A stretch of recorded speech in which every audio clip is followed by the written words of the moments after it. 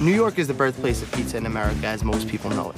With over 2,000 pizzerias, there's wood, coal, gas-fired pies, slices and squares, Neapolitan, and more.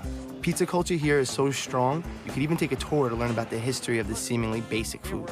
Scott Wiener, who runs his own pizzeria tour company, is the most knowledgeable person in this field by far. So many people come to New York to eat pizza, and there's so many stories about where all these great pizzerias came from. Help us break this down.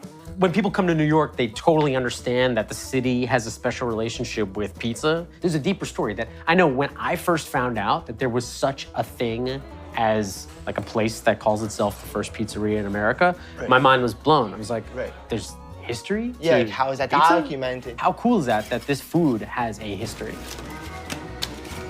The story is pretty similar for all these places. Like people had ovens where they were being used for bread. Bakers are baking pizza in the beginning of the day as just a means of doing a couple of different dirty jobs with the oven. And they're also using that dough to get rid of leftover scrap ingredients. And then suddenly you have this product, which happened in Naples. It happened in Italy. It was just pizza was scrap.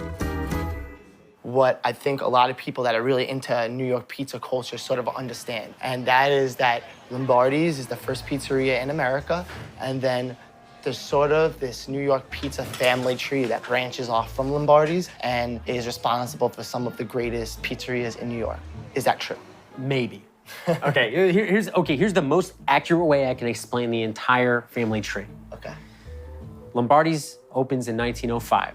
1905 is when they received the first mercantile license to run a pizzeria, which is not a license that I can find or has really ever existed. And then Totonno's opens up in 1924. Okay. And Totonno's seems to have as much acclaim to New York pizza's supremacy historically as Lombardi's. Right.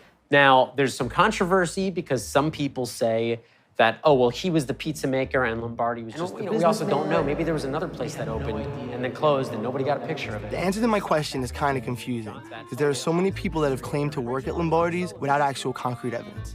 Here is the most likely story. Lombardi's was the first licensed pizzeria in America, where Gennaro Lombardi and Anthony Pero worked. Pero then branched off and opened Totonno's in 1924. In 1929, John Sasso, who may or may not have worked at Lombardi's, opens John's. The story gets even more confusing when Patsy's in Harlem comes into the picture. Pasquale Patsy Lincieri opens Patsy's in 1933, after also maybe working at Lombardi's. His nephew, Patsy Grimaldi, opens up Patsy's Pizzeria under the Brooklyn Bridge in 1990, which then, 4 years later, changes his name to Grimaldi's. You know what I mean? Yeah. Who knows? Who knows?